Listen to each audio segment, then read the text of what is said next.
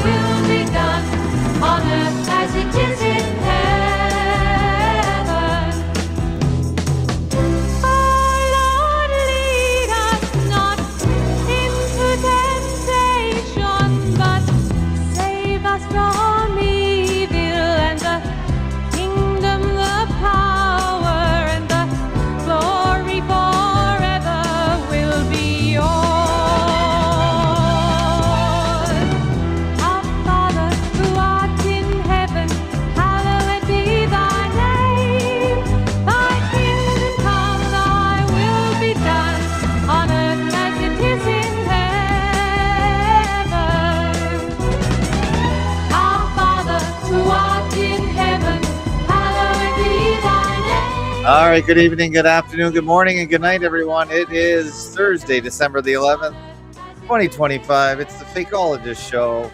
We do this show Sunday through Thursday around 8 p.m. Eastern time. And that was your sister Janet Mead, the Lord's Prayer.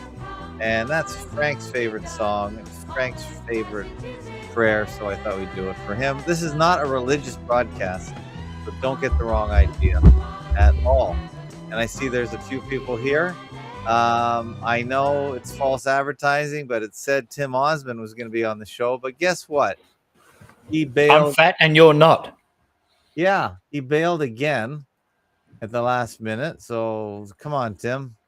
You say you're going to be somewhere, make sure you show up. Huh? Don't you think that's only fair? Now, I have a message from Tim. I don't have a message. He put one on his YouTube channel, so we can look at that. Because you guys are all here for Tim Osmond, probably. And since he's not here, we'll just show you this. Break to complete some projects while I await the book. So there's about a 10-day period here where I think there's going to be nothing going on. And I don't really expect anything big. So this is like the perfect time. Things are quiet. So in 7 to 10 days, I will be back with a regular schedule. So I'm going to have to wrap up some projects. I have some manuscripts that I've been working on that I'd like to try to bring one or both of them to a close before the end of the year. In addition to some editing projects, but I think I can benefit from the concentration, from having a focused work period just on the writing, not really multitasking, not spending too much time on the art, and something of a social media fast. I'm actually not going to be bothering too much with Twitter. I'm not going to be engaging all that much because, like I said, I really want to focus on bringing a couple projects to closure, or at least getting these things to a point where I can plan a good date where they could be conceivably finished. But right now it's so vague, there's no end in sight, so I've got to really hone in on what I'm actually looking at here. And that's with a couple of different projects. But the handbook is being touched up during this week, and I'll be ordering copies, depending on how many are ordered, on the 20th.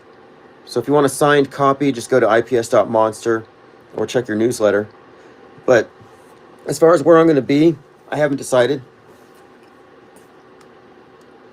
I'm just basically unplugging my apps and setting up a period of time where I will be undistracted, because I'm very easy to distract.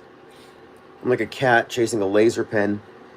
And I don't think things are going to slow down at any point, but I do think things are slow right now. I mean, it just seems like every day is the same. They're just recycling this Candace Owens, Erica Kirk stuff because there's nothing else. And I think this is not a bad thing. You know, there's just a lull in activity. All right, so that is his video to the world. I hope it's Well, not. it's interesting that I don't agree with him at all that nothing's happening. Silver has gone nuts. Silver has gone nuts. I put on a. We talked briefly about this last week, but Mhm. you know, in my dollars, it's doubled this year, more than doubled. Yeah, tripled in 2 or 3 years. And by the way, hold on, we got to say hi to CSL, our co-host. CSL has arrived in the house. Hello, CSL. Hello. Apologies for my late arrival. I'm glad I was able to make it. How you guys doing? Well, yeah, I wasn't expecting you at all, so this is a bonus. I didn't think I was going to make it, but I'm glad to be here. But you've thrown us a curvy ball.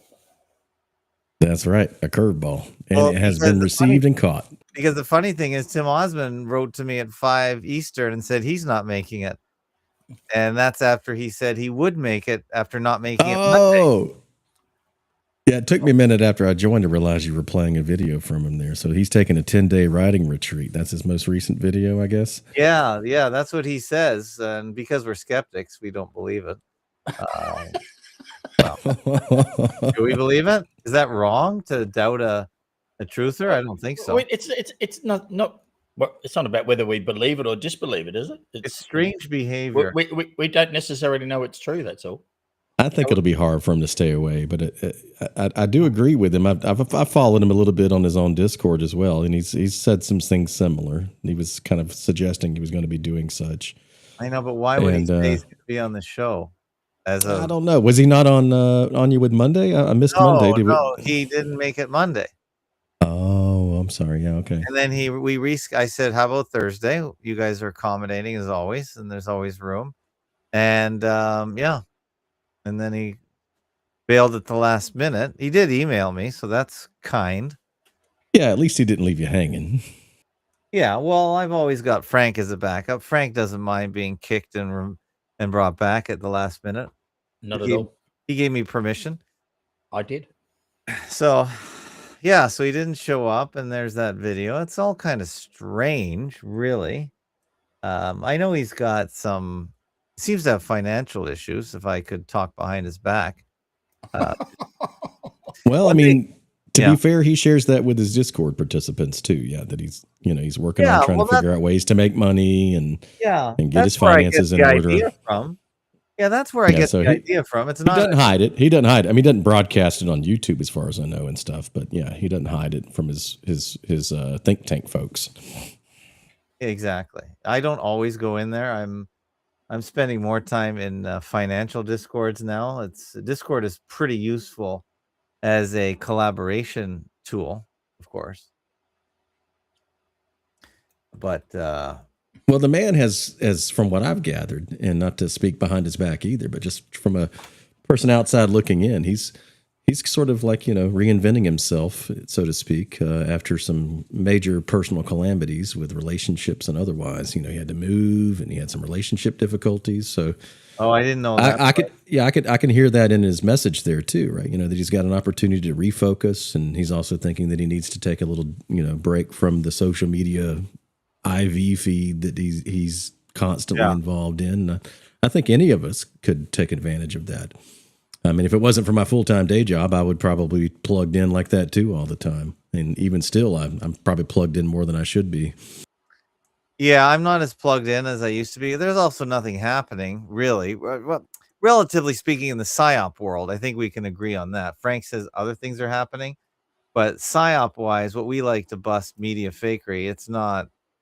has there been anything really decent lately in the last week or two? I don't think so. Not that I'm aware of. You just go to Drudge Report and We can just try. Well, it's just like Tim Osmond said, right? It's sort of, we're just rehashing the Erica Kirk, Charlie Kirk event. That's kind of most recent psyop. I think we're working with Venezuela now. I think that's the big one. Yeah, I heard that news, right? That supposedly we took over an oil tanker from Venezuela or something. The United States did. The United States. I don't believe any of that, actually, but I don't buy any of it. But yeah, we could just look at this and try and deconstruct that if we want, if anyone's interested. But yeah, overall, it's dull. Okay, we got Erica Kirk. And I just use Drudge Report because it's just easy to read. What's he saying or pointing out about Andrew? That's Andrew Tate there, right above Charlie and Erica, right? What is that? Yeah, what is that I can't read it. I ignore these this Tate guy. I'm not going to read it. Oh, same. I was just curious what Drudge was. Why Drudge was saying anything about him. Well, yeah, Drudge actually doesn't. Yeah, okay. Well, Erica Kirk here is still sort of relevant. She's down the left side near the bottom of the column, so that tells you where she ranks in today's news. She's fallen off the bottom. But anyway, there's not a lot to chew on the main page. We could go to CNN and see what's funny there. Ty Girl mentioned something I've heard about on the radio. The Somali community ripoff of over $1 billion in Minnesota via some sort of nonprofit. I don't know if you've heard anything about that. But I've heard about it on the radio. I heard the No Agenda show talk about it. That's where I get all of my American news. And they didn't do a good job explaining it. So I did ask Grok. I asked Gemini, which is Google's product, only because I don't have to touch my phone to talk to it while I'm driving. I can just yell at it and it answers. But it was useless. So then I go to Perplexity. Perplexity.ai is quite good. They really upped their game, and it explained it to me. And I actually believe that story to an extent. And basically what happens is, as far as I could tell, the federal government under the Department of Agriculture, they administer food stamps or any kind of food money. So basically it's the farmer's bank from the Fed. So they funnel money from there, and they were paying the state Department of Education in Minnesota the money. They transfer them the money, and then the state pays all kinds of small little NGO type companies that take the money, buy food, and feed children. But those NGOs are being accused of buying all kinds of stuff other than food. Now, if they have their own management, well, management's got to be paid. They're probably all paying themselves 6 figures, and they're buying stuff, and it just looks really bad. So really pretty hard to blame Trump for this one. Yeah. But so they're saying, because I'm guessing the Somalis in Minnesota are probably among the poorer people, they're probably the ones that are getting most of the distribution of that money. And one thing is for sure, the immigrants from poor countries like Somalia, a lot of the money they just send back home because those people don't really have a way of making a living as subsistence farmers. So I think that's sort of one of the big criticisms, if you had to make one, of immigration that I can agree with, that a lot of the people that come from the third world, the money just leaves the country. It's flowed right back. Yeah, exactly. It does, even if they work hard for it, you can't fault them, but they're supporting families back in the third world. So the money doesn't stay in the country, if you think about it, if that matters to you. I'm not sure how I feel about that, but what do you guys think of that? Frank, I've always heard similar. If it's US dollars, go ahead, of Frank. course it's staying in the country. I mean, the US currency is the world currency.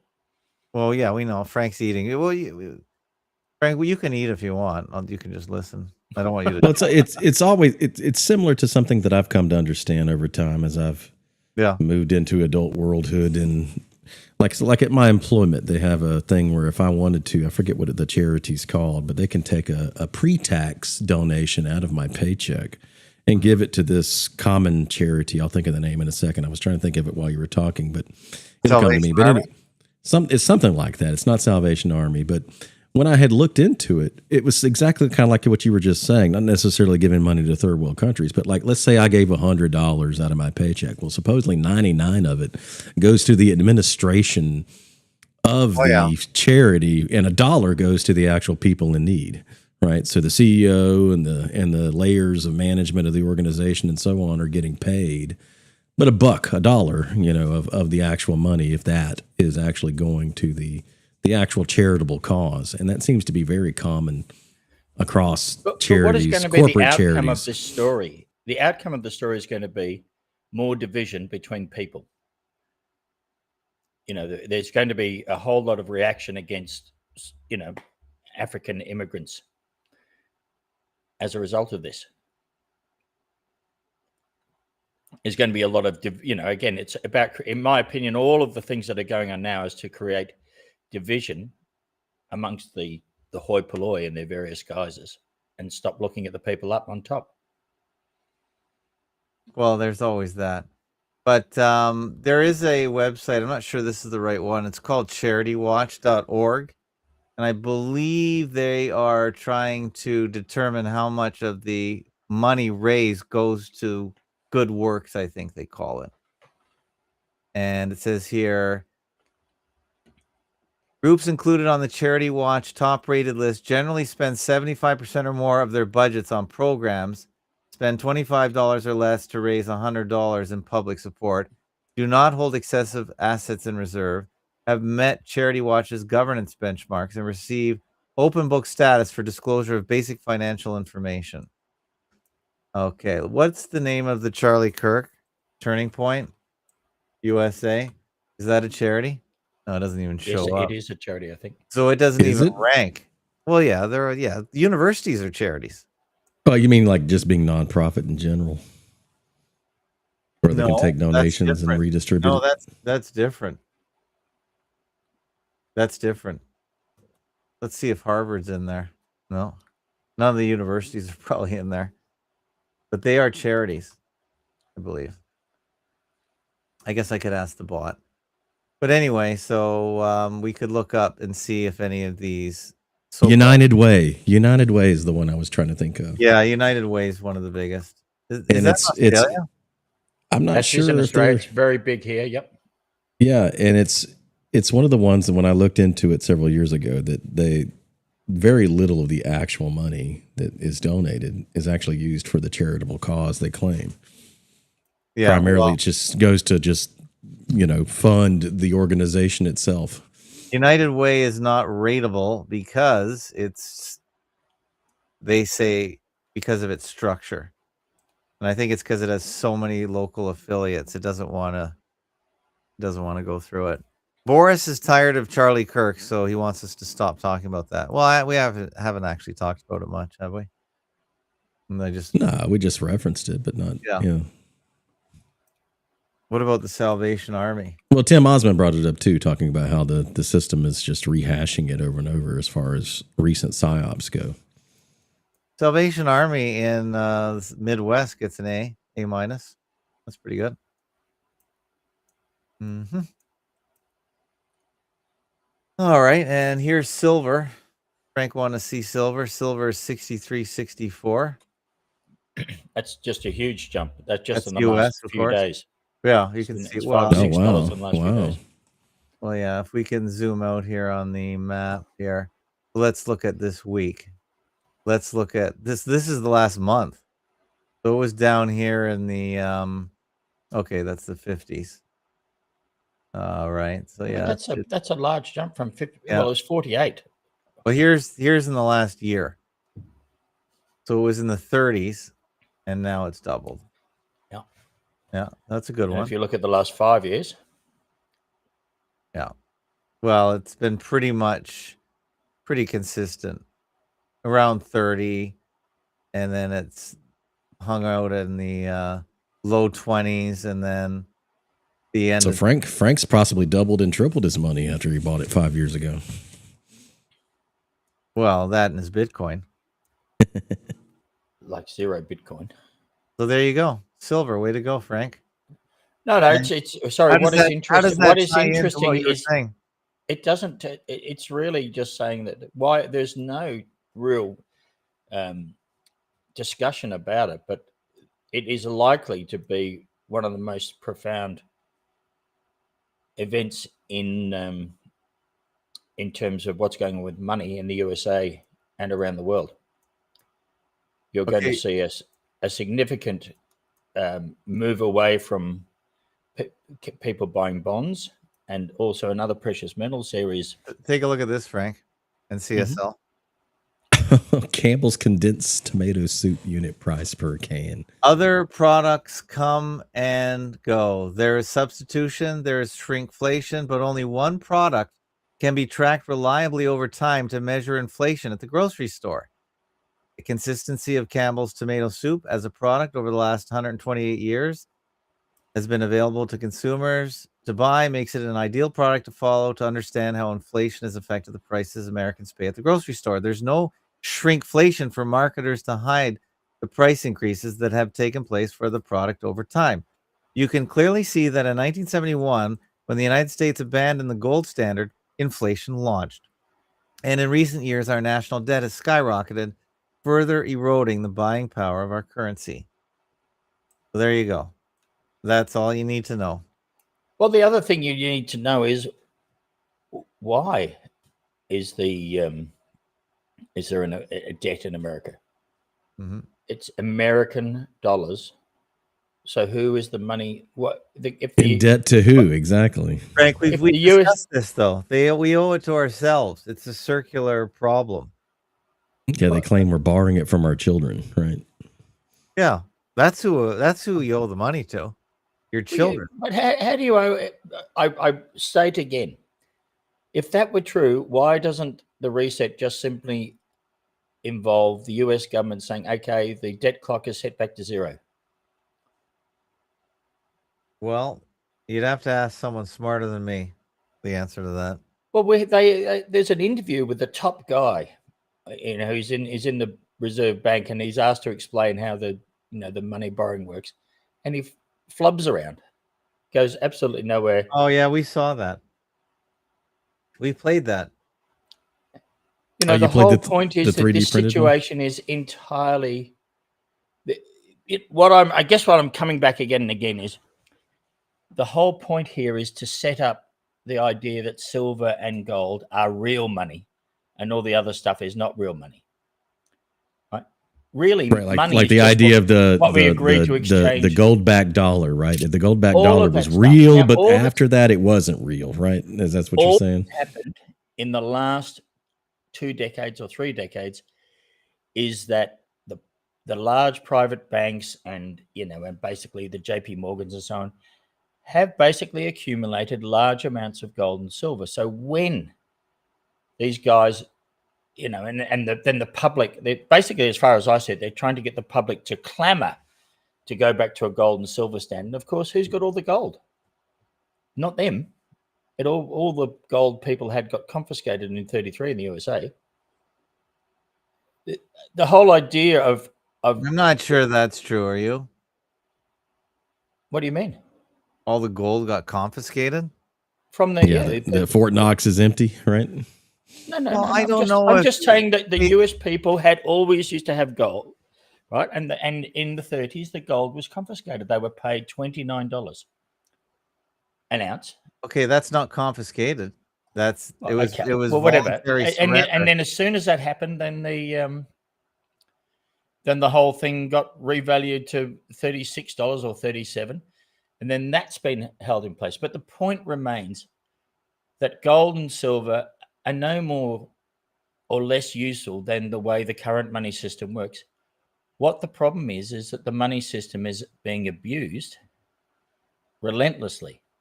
I mean, the US government, or any government, in my opinion, we're saying any elected government, their primary responsibility should be to create and destroy currency and have it circulate through taxation or whatever process, with the primary aim of achieving the objectives of your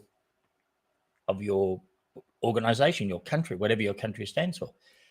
In our case, I would love to see it set up so that we had plenty of, good homes for people to raise their families in, and encourage looking after mums and setting things up so that mothers felt terrific about having children. And you could establish your policies and your money supply and the distribution of goods and services through the money, destroying and creating money as required to achieve those outcomes. But none of that occurs. Instead, the whole thing about this silver and gold stuff being real money is simply to cause more mayhem. I think I'm following you, right? So, like, what is it that makes silver and gold have inherent value, right? There is no inherent value in it. You can't eat it. And all the gold is slapped up in vaults anyway. There's no gold circulating amongst the population. That 99.9% of people in the world will have no gold. How is it going to get into their hands? It can't. So if money is set up as gold, then everyone is immediately disenfranchised from the economic system, and they've got to then go back into becoming a wage slave again. I'm not here promoting gold and silver. I'm simply saying to you what is really happening here is that there is going to be remonetization of gold and silver, and it will be not great for the average Joe. Yeah, that's a theory I've heard before. And Lynn Side Girl simply says, "I'm asking for a jubilee." Absolutely, but I don't think we're going to get a biblical jubilee. I think we're going to get a devilish jubilee. Well, of course you do. So it's, what I think is very interesting is the complete lack of chatter in the mainstream media about what is going on with gold and silver and what the ramifications of it are going to be. As you see by that Campbell's condensed soup thing, obviously the current system by which the US creates money just creates more debt. At some point, it's going to be meaningless. The way they pay off the interest on the debt, I don't know who they pay it to. Well, here's just to create more money. Here's what the bot says. So this has been floating around for a while. The idea that gold will be brought back in, it'll be revalued around $3,000 an ounce, and it just gives some scenarios of what could happen if that happens.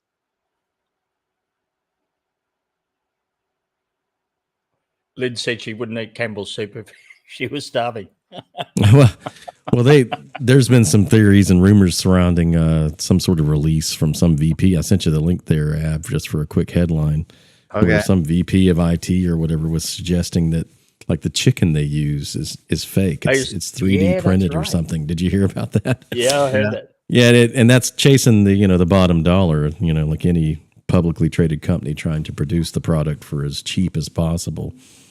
Of course, it's a salacious headline, but supposedly it was something that was revealed on some recording that the VP of IT or whatever, like it says there. There's multiple other stories saying similar.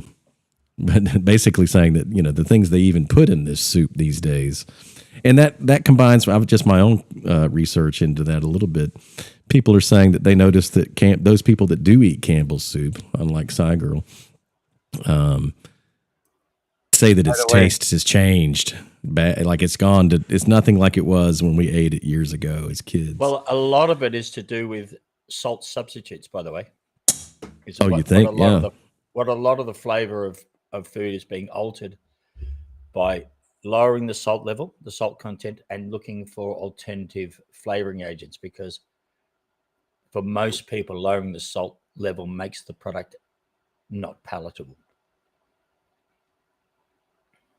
But people are familiar with for the sake of completeness, let me explain that the way that the USA calculates inflation rate altered in the 80s where there was a process of, maybe they were looking at the price of T-bone steaks. Well, what was happening is they say, oh, well, you don't have to buy a T-bone steak. You could buy a cheaper cut of meat. And so there was been a process of altering the way that CPI is calculated by using product substitution. Yeah. Which is why this thing about the Campbell's soup idea probably makes Well, sense. do we believe, as fakeologists, do we believe this Campbell's soup story? I find it hard to believe that they would be making. I mean, who knows what they actually put in some of these processed foods? But no. Do we believe this was a leaked audio? Do we really? Oh no. But guy then because it also extends to say, like, right? It says, I think later it says they fired that guy, even though they say he didn't actually say that. But it is a part of the process of creating distrust of authorities and institutions across the board. Campbell's soup is an institution in the USA, and if people lose confidence in it, it will be just another part of this idea that, the quite incredible USA is weakened and being destroyed and all that sort of stuff.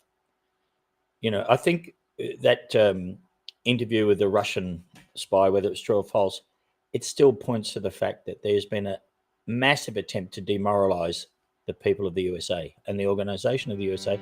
We are following a messy situation for the Campbell's Soup Company today after a former employee filed a lawsuit against the company and then released audio his lawyers say he recorded during a meeting with executives. Let's go to CBS News correspondent Chanel Call, who's live in our newsroom. Chanel, what do we know about this lawsuit? So, Liz, this lawsuit, we understand, was launched by a person by the name of Robert Garza. Now, Garza was hired as a cybersecurity analyst for Campbell's back in September of 2024. And, Liz, 2 months after he was hired, he says he had a meeting with an executive named Martin Bally to discuss his salary. Now, during that meeting, he is now alleging that Bally made several disparaging comments about Indian workers and also said that Campbell's is, quote, highly processed food for poor people.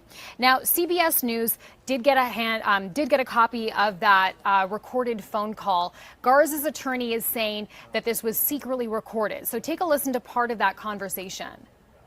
I don't buy Campbell's products barely anymore. It's so healthy. Now that I know what the in it, even in a can of soup, I look at it, we could eat bioengineered meat. I don't want to eat a piece of chicken that came from a 3D printer, do you? So Liz, Garza says that he actually told his manager about that phone call a couple of months later in January of 2025. And then he said that he wasn't encouraged to take that information to HR. Now, just 3 weeks after that conversation, Garza was told that he was abruptly terminated from employment. So Campbell's released a statement on this. I'll read you part of what they say. They say, "We are proud of the food we make, the people who make it, and the high quality ingredients we use. The comments heard on the recording about our food are not only inaccurate, they are patently absurd. We use 100% real chicken in our soups. The chicken meat comes from long-trusted, USDA-approved U.S. suppliers and meets our high-quality standards. All of our soups are made with no antibiotics ever chicken meat, and any claims to the contrary, they say, are completely false." The company is also saying, Liz, that Bally is on temporary leave while the company now conducts its own investigation. But this isn't the only legal trouble that Campbell's is now facing. I want to show you what's on my screen here. This is a social media post from Florida's Attorney General saying this: Florida law bans lab-grown meat. Our Consumer Protection Division is launching an investigation and will demand answers from Campbell's. So the state is now saying it's going to be looking into this company. So it's not just this one lawsuit. The state also now launching. I kind of think it's advertising for Campbell Soup. Kind of like the no news is bad news, really, right? No publicity. But I mean, I think it's even worth or more damning to suggest what the guy might have said, right? That it's food for poor people. That goes right back to your graph. If it's food for poor people, why does it now cost so much? Well, it's just because of inflation and they can't shrink it. Well, this is Campbell Soup in the last year on the financial graph. And I only show this because I think everything relates to money and currency.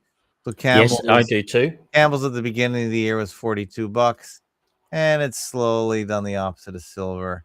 It's gone all the way down to earnings, which I was playing the other day, bottomed out at $27. So maybe this is just a way for them to try and tell everyone, no, we are not cutting corners with ingredients, and this fake story is something we put out there to get free publicity. Now, think about it. If they had to advertise the idea that they didn't use any fake ingredients, how much would they have to pay?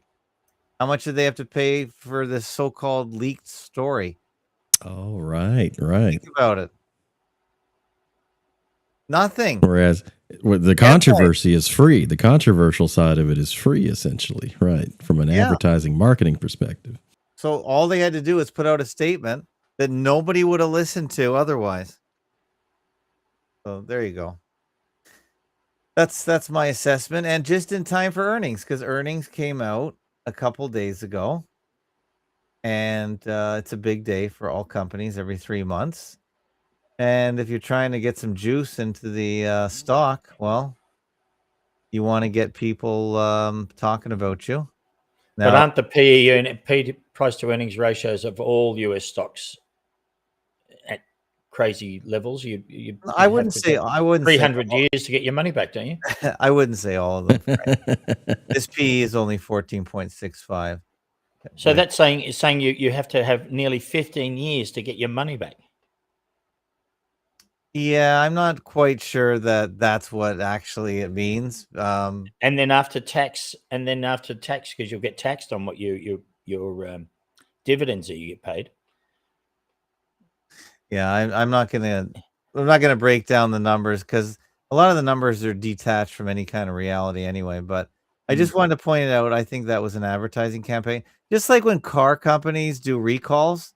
You think that's a negative story, but I think it's a net positive story.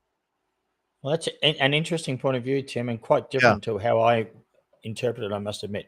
Because I just see it as part of that just full-on attack on American institutions nonstop now. Well, you're implying that's from the North Sea Nexus, as Adam Curry likes to call it. I don't know who are the North Sea Nexus. Well, I think he calls it the royalty, the British royalty, 100%. The Dutch East India, the British East India companies that run the world. Correct. It's not the Jews. The Crown Corporation. Yeah, the Crown. And the Swiss gnomes. So here's something here on X, Chief Quattro. A lot of these guys are Bitcoin guys. They're very awake to the financial fraud that goes on. Whether or not you believe in Bitcoin, it doesn't matter. They are looking for an alternative to fiat, so that's what makes them relevant to me. I guess the key problem with Bitcoin is that it can disappear. What do you mean? Well, it's unlike silver or gold. Bitcoin can just vanish. But the problem is everyone has a ledger on their computer, so that's the difference there. It's not on one computer. Everyone has. At what point would it vanish? It would have to be like a societal collapse. Yeah, no power. But I mean, ask that same question with silver and gold. What are you going to do? Like shave silver or gold off of shave off a bar? Bitcoin is not going anywhere. It's on a blockchain ledger that you can put on your phone, and that wasn't possible a few years ago. Now, because of the extraordinary capacity of memory, it can always be everywhere. So everyone has a copy of it. So I disagree with that. But here's Chef Quattro talking about the whole Venezuela story. And I'm not sure about Susan Kokinda. I've heard this name before. But it says here, she presented a compelling argument that international drug trafficking serves as more than criminal enterprise. It functions as a sophisticated financial control mechanism for global elites. Kokinda explained how operations flowing through Venezuela and the British offshore Caribbean islands aren't independent South American cartels, but rather coordinated divisions of a larger financial imperial system centered around the city of London. This dope incorporated network generates trillions in dark money flows that directly support the global financiers' elite operations, whatever they are. Have you heard of Susan Kokinda? I haven't, no. I have not either, but I tell you what is brand new to me, and I'm curious if it is to you, the phrase narco terrorism. Is that something new it to was you? used by the British in China. The Hmm. Opium Wars were entirely about when the Chinese government of its day tried to close the British out, and the British retaliated by bombing China with opium, virtually totally destroying the society in China at the time. You familiar with the Opium Wars? I am. Is that when they originated that phrasing of I don't narco know, terrorism? but whatever they call it now, it's still exactly the same process that was used in the late 70s. Yeah, I feel like it's newspeak. It's newspeak that's being used to justify a particular type of action that's taking place, which they're claiming is the bombing of these drug boats, supposedly or allegedly from Venezuela. But they're calling it, anti-narco terrorism actions. Well, it's basically competition if it's real. Right.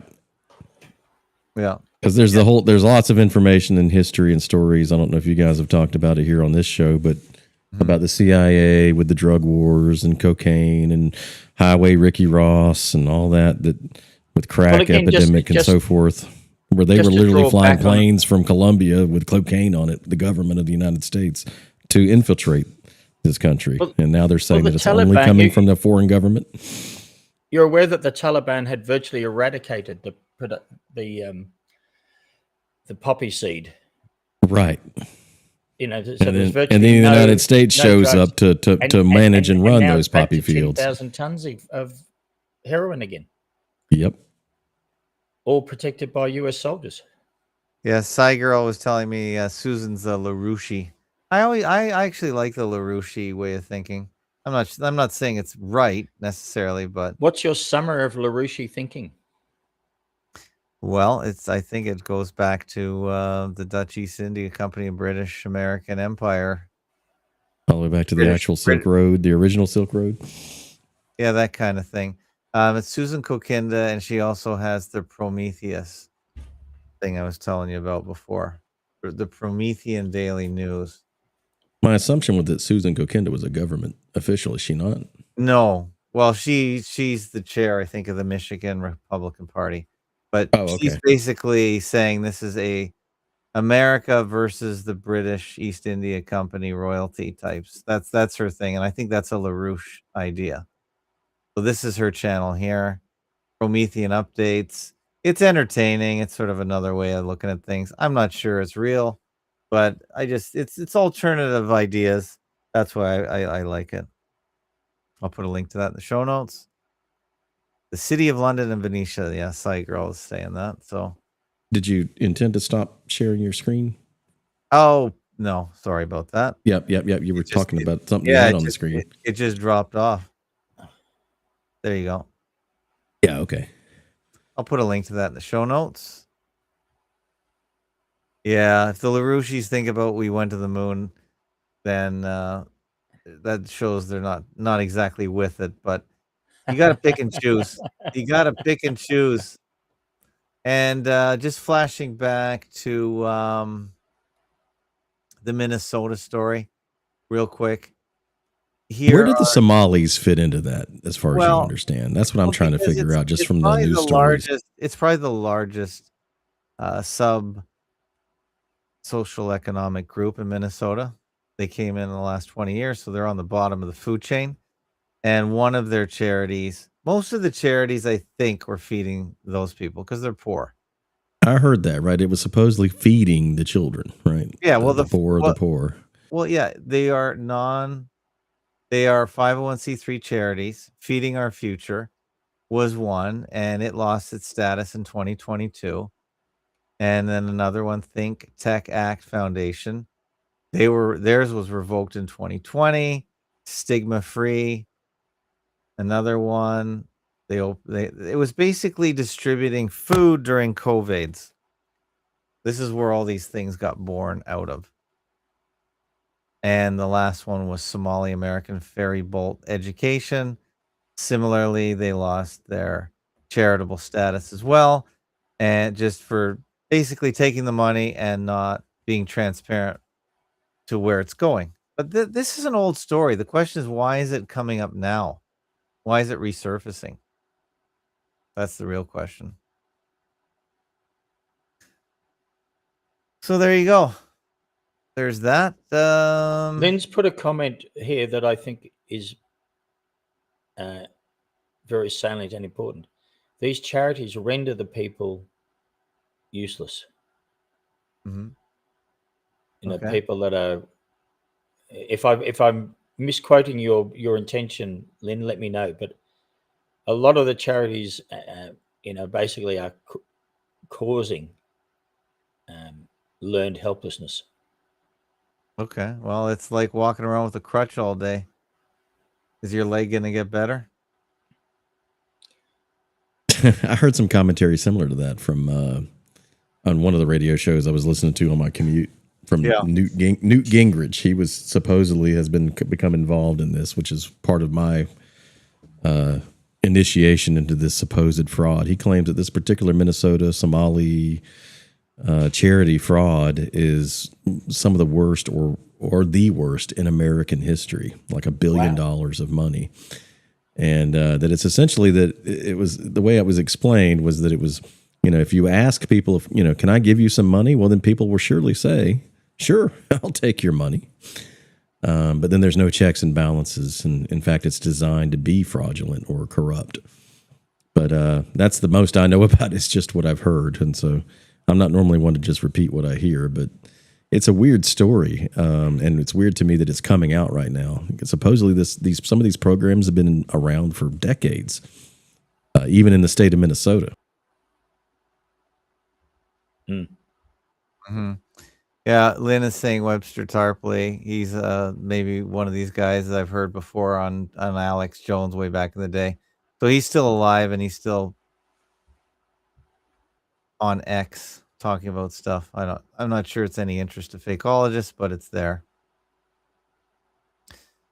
Mostly just recycling the same old war stories, I think. I think it's at this point to me, it's an open secret that taxation and the money that we pay through taxation, whether it's through the United States or Canada or Australia, is ultimately corrupt and fraudulently redistributed. I think that's not a secret. I think that's obviously the way it's designed. And there's no connection between the collection of taxes and the expenditure of the governments. They're two different things. Right, especially when you tie into the ability to just print money on demand for inflationary, expansion. Yeah. Well, we have 58 people watching us on X. So that investment in X for streaming purposes was worth the money. So thanks everyone on X. If you're on X, just put a comment and say hi. And if you want to call in, the phone number is scrolling on the bottom of the screen. You can join the studio at shortfake.com/restream. We've already been going for 48 minutes. Can you believe that, guys? Oh, wow. That's quite surprising. Best show ever, though, don't you think, CSL? Well, I mean, I agree. That's a good show. Although, honestly, if I'm being honest, I thought it was a little bit like Seinfeld, a little bit about much about nothing, a show about nothing for a minute there.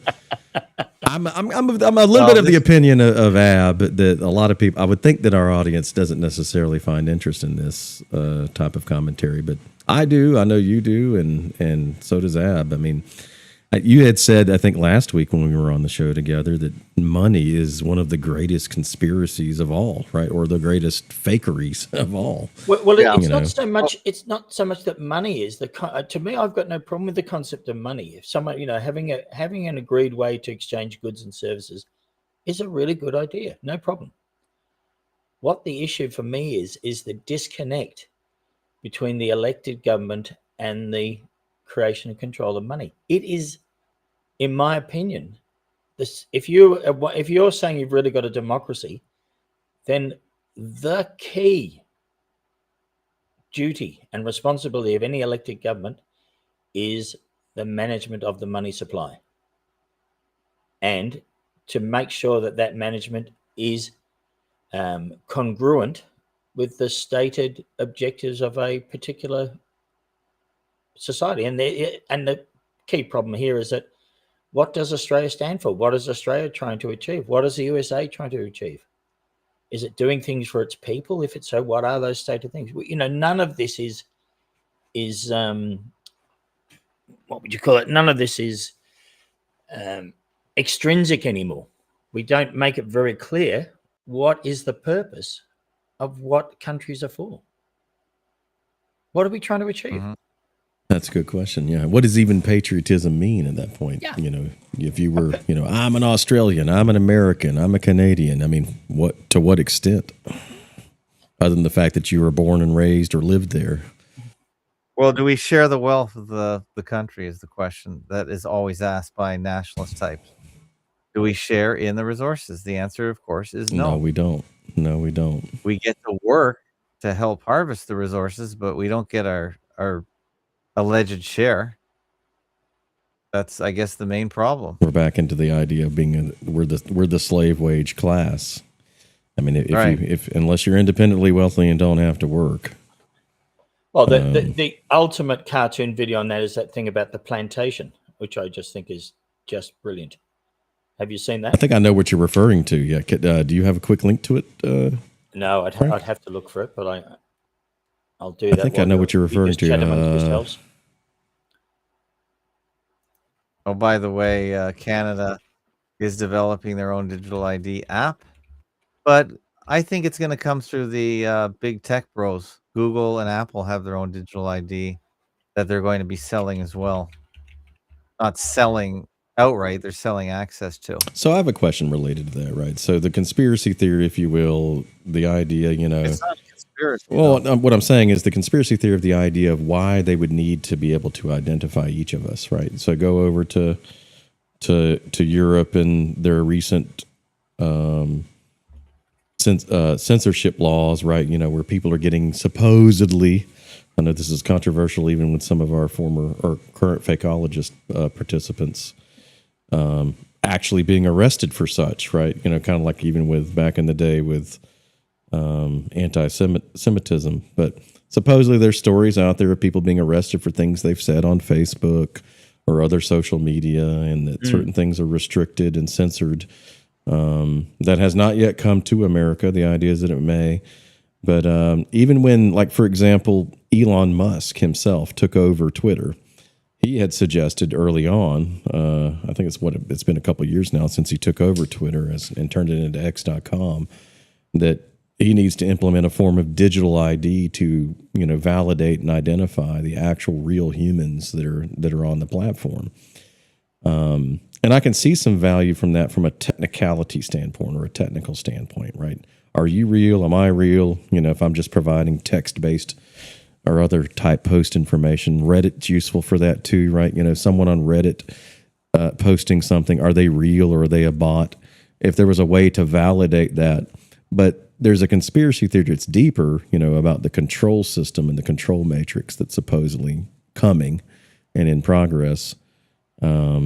Much like Frank, you might attest to this a little bit from like the idea of, you know, the mark of the beast, the 666, you know, that everybody has to have an identity, an identification, a number. I'm curious if it really is just benign or innocent, or if there really is actually that control mechanism in place. Like, you know, here I am talking on this platform under a pseudonym of Curvy Sexual Lady, CSL. You know, I'm not actually using my real name. I'm using my real voice. Yeah. But, you know, are we getting to a place that where if we were to actually have to identify ourselves to use these platforms and share these ideas, that we're risking our censorship and or, you know, job loss? I think we saw some of that happen during like COVID, even with the recent Charlie Kirk hoax, as evidence there in that picture. There were people claimed to have lost their jobs because they said negative things about Charlie Kirk after he died. You know, school teachers or others and stuff. Even here in America, that was a story that was being passed around that people were losing. Oh, there was an article I just saw popped up onto my screen this morning. Trump is demanding that the Australian government allows it to have access to the Facebook accounts of anyone wanting to enter the USA. So, I've heard similar stories, right? That there's like some of them seemingly absolutely ridiculous. Like there's people that supposedly got off a plane from a foreign country here in America on U.S. soil, and as they were going through customs or whatever it is, right? They have to look through their phone, and they found they had memes of like J.D. Vance or something, and or memes of Trump, that were funny, and they were barred or denied entry into the country because of that. yeah. I don't know if I believe that, though. I mean, it goes back to what Ab was asking earlier, but even about the other story about Campbell Soup and stuff. Like, do we believe these things? But it's certainly the narrative we're being told. I don't know anyone that's experienced it personally. I never believe the official story of anything. I always look for the alternate explanation. And the digital ID can be used for so much, but I think it's mainly financial. I think the benefits of limiting your speech or threatening to limit your speech by penalizing you are ancillary. I think the main focus is just to make sure they can track every single thing you do financially around the world. Because if borders do come down and people are more fluid and able to move around the world, which is the free trade of labor, which is sort of one of the last things that isn't traded freely, then they can just track you around the world to what you're making wherever. And that will just probably go on a blockchain again that can be looked at by any government or any institution anywhere just to see make sure, and ultimately track down to an individual wallet or potentially an individual person. Just to an individual. Yeah, that's the main thing, is just to track all business so they can just control it, tax it. I mean, taxing is a form of control, but I think it's as simple as that. Well, my issue is that I think that there is the reason for all these things is, to lead to the fulfillment of the end times, the biblical end times. Yeah, I don't buy it. I realize that. I'm just simply saying my view is that the whole reason that all of these controls are being placed on people is simply to get, to that end times point, to have people compromise the things that they know they should and shouldn't do. Like if you're put up to the point where you're told, oh no, you can't get this money unless you abort your third child and so on, like was happening in China, then people are going to do things that conflict with their. We were told it happened in China. Right. I don't know anyone in China. Not to say that it didn't happen, but I don't know anyone that it did happen to. Well, that was the official policy, but like Cygirl just said, livestock management is the reason. I shared you a link there. If you want to share it, it does have porn in the name, but it ties into the idea of what you were saying about it being about primarily financial from a control perspective, right? So Steam is a gaming platform, one of the top gaming platforms for computer games.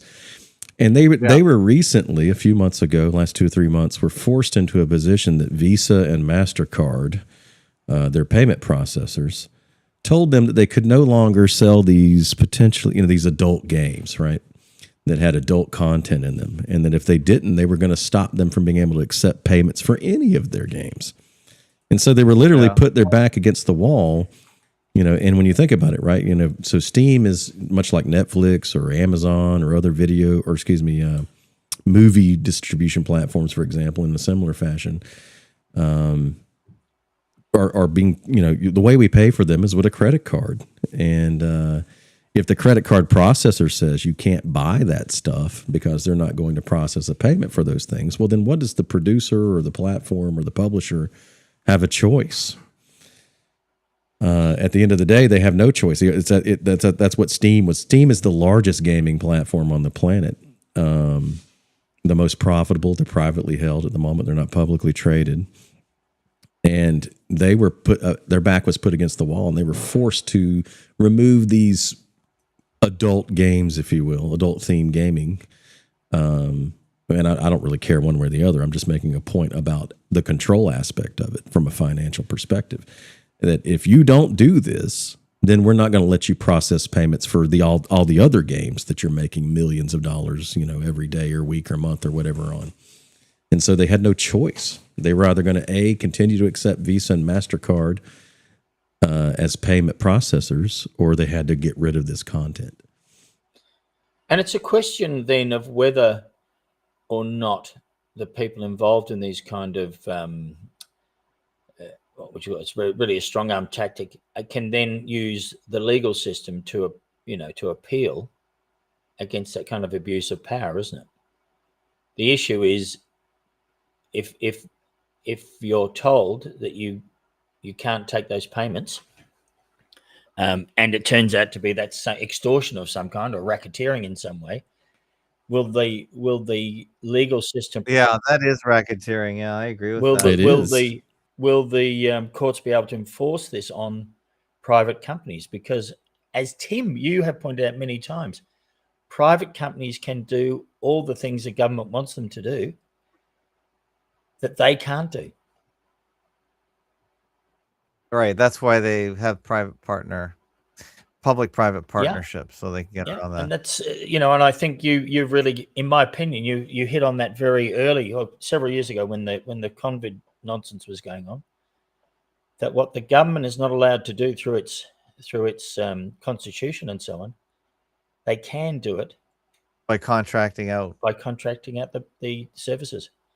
And really they just put mandates out, and they were guidelines, policies that other corporations that make policies, and they can only control the people that work for them.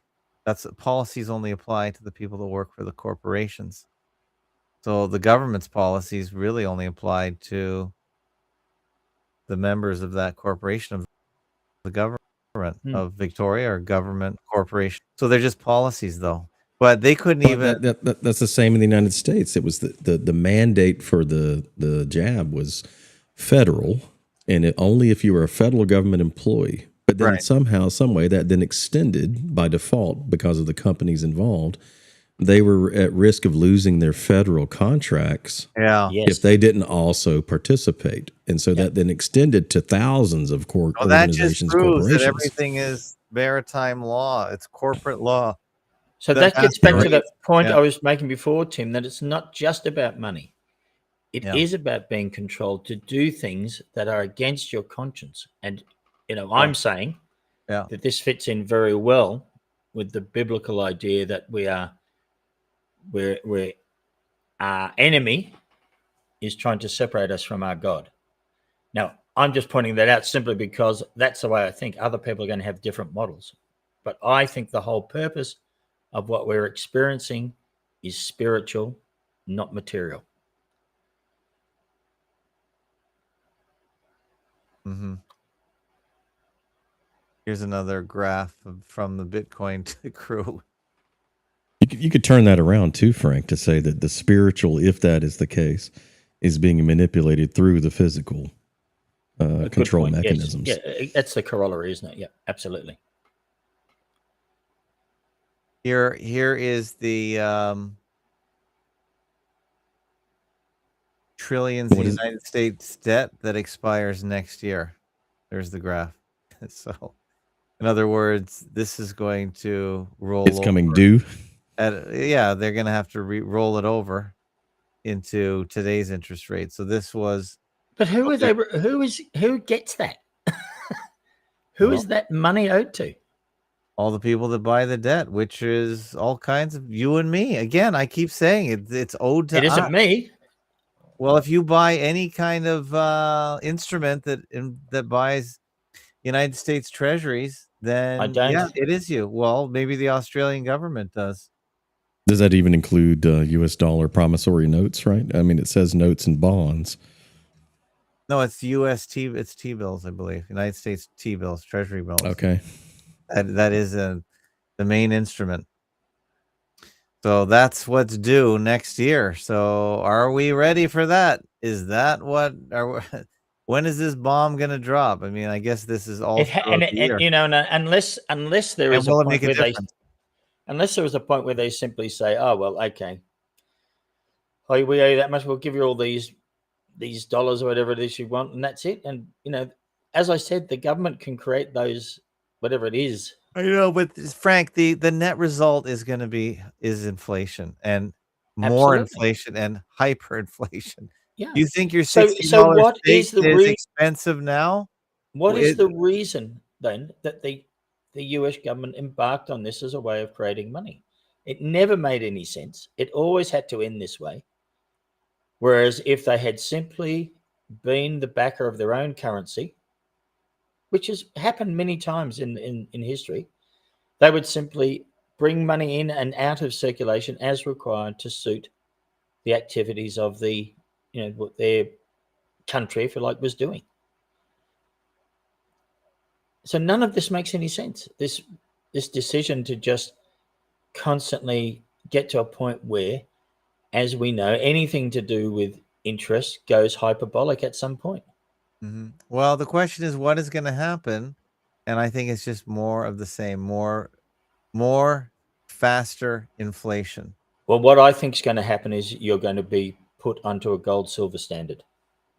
Well, that might be the reaction to hyperinflation, but I think hyperinflation will come first. And then I'm curious how that fixes it, though. Or if Frank is suggesting that fixes it. Well, what will happen is that everything then will be effectively measured as so many grams of gold and or silver, or a combination of those things. Yeah. And that immediately constrains the money supply, and it's going to cause all sorts of mayhem. Well, for a start, a lot of people just don't have any gold and silver, so they're basically going to go back to zero. And in the simplest of senses, if I could suggest, right, and I may be oversimplifying it, but the reason that gold and silver and even Bitcoin and similar cryptocurrencies have some presumed value is because of their known scarcity, right?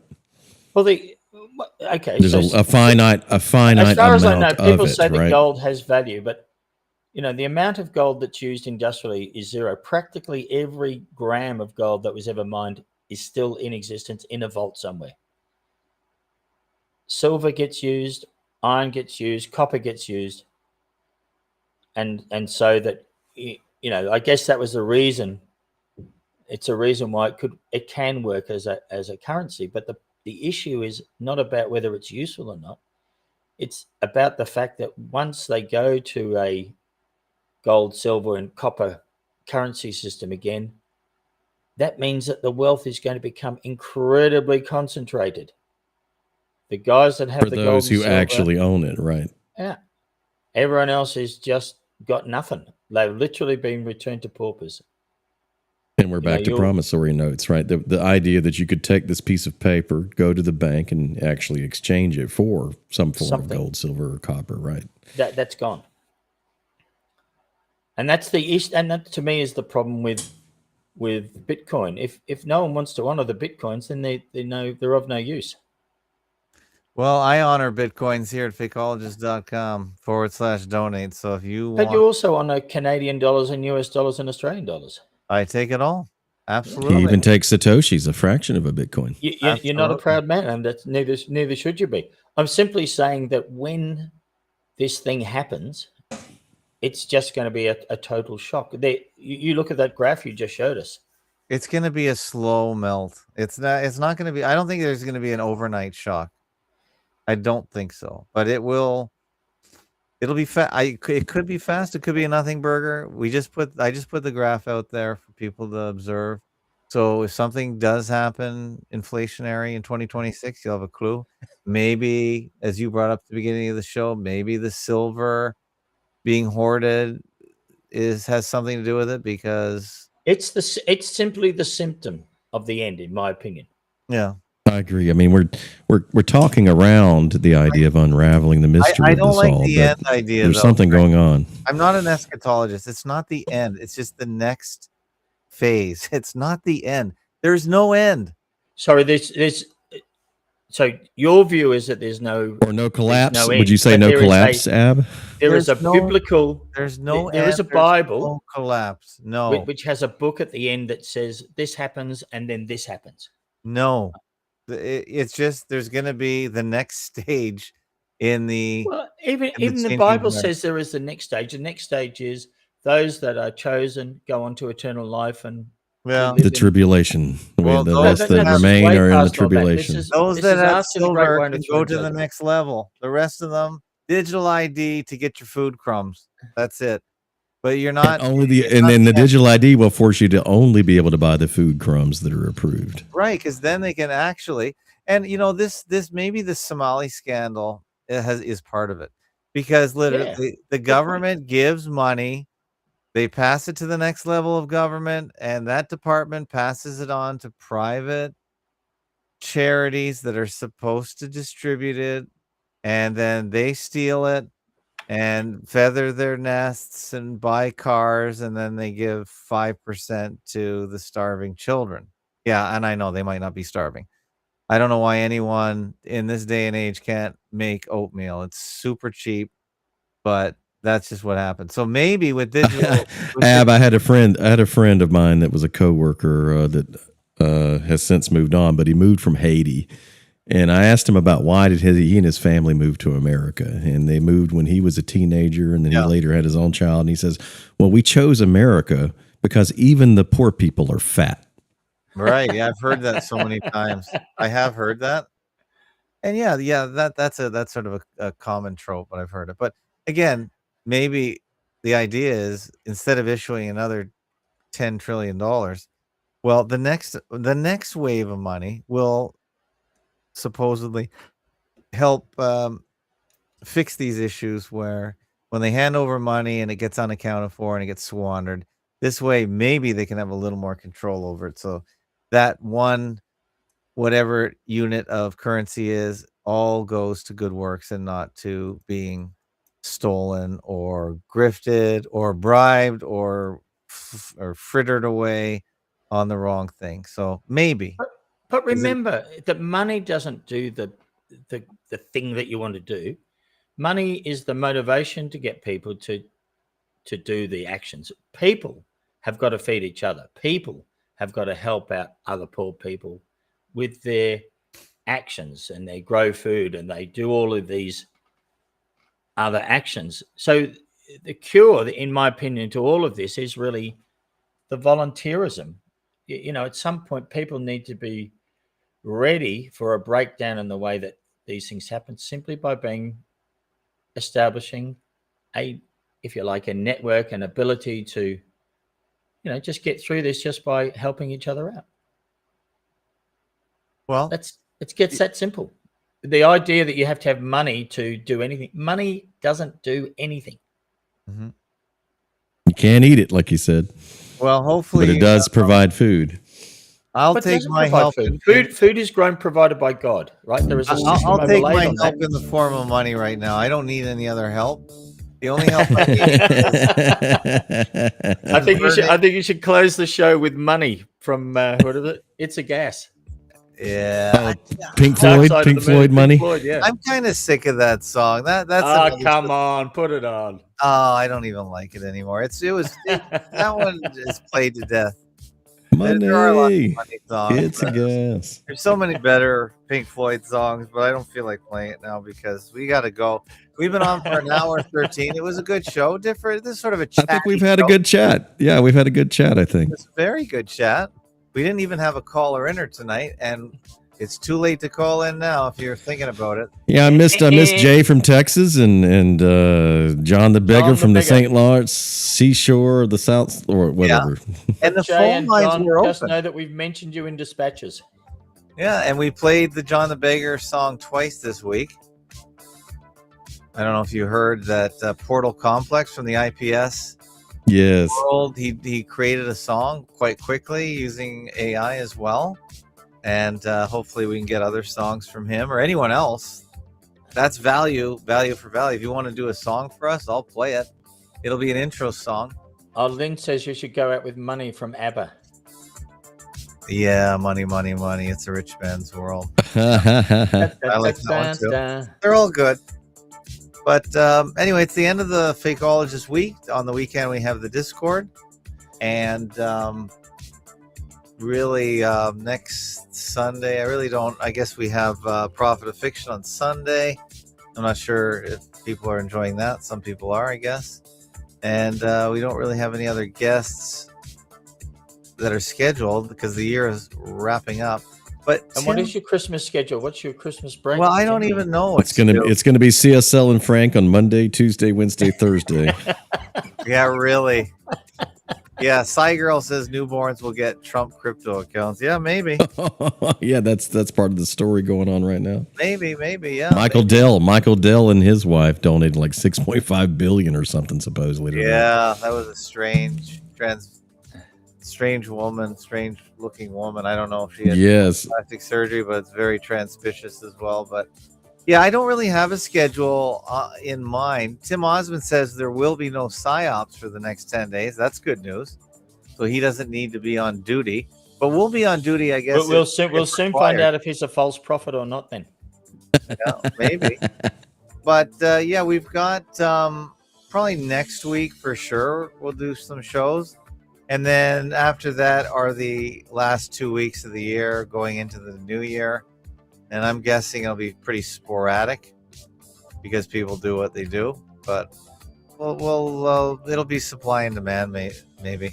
I still like to get on there because I have a couple extra days. What are you guys going to do? Anything differently? I'll be around. I get off a few days after Christmas, but I'll be around.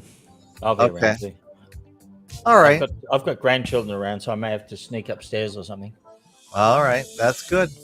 All right, guys. Thanks for chiming in. And my pleasure, Tim. It's a privilege. Yeah, thanks for both being reliable on Thursdays. That's and thank you. Yeah, thank you for having me. I mean, this has been a pleasure. I enjoyed. I think me and Frank are getting along, and I'm enjoying the little banter back and forth. We're having a good time. I'm enjoying it. Oh, good. Well, Frank gets along with everybody. He does, and so do everybody. That ain't true. Oh, it's pretty true. Pretty reliable. Pretty good guys. All right, guys. Thanks. I want to throw one more thing in, Ab, if I can. If I'm sure you're going to throw it in there, but in light of the entire conversation we've had for the last hour and a half ish, fakeologist.com/donate. Fakeology will take whatever currency you are using. It's all set up there, and all the websites, all the different podcasts. Their donation, their value for value are way down. Except the No Agenda show, they still do pretty well. But overall, I think we don't really get too much, but it's fine. I got some positions on for earnings season today, so I think it worked out. So I'm trying to make my own money, and I use it to cover most of the expenses here at the website. But we do have regular donors, and you're one of them, Kirby Sexford Lady. So I really appreciate that. You're welcome. I'm here to help keep it going, and I would like to encourage anybody else to do the same. Years and years. You're right underneath this Leonard Tell person here. Let's keep it going. Let's keep it going. If you enjoy the show and enjoy even some of the shows you don't enjoy, but just to have the opportunity, the platform, let's keep it going. That's what I'm here for. No, I appreciate that. All right, guys. Thank you. Take care. We'll see you next time. Bye-bye. Bye all. See you.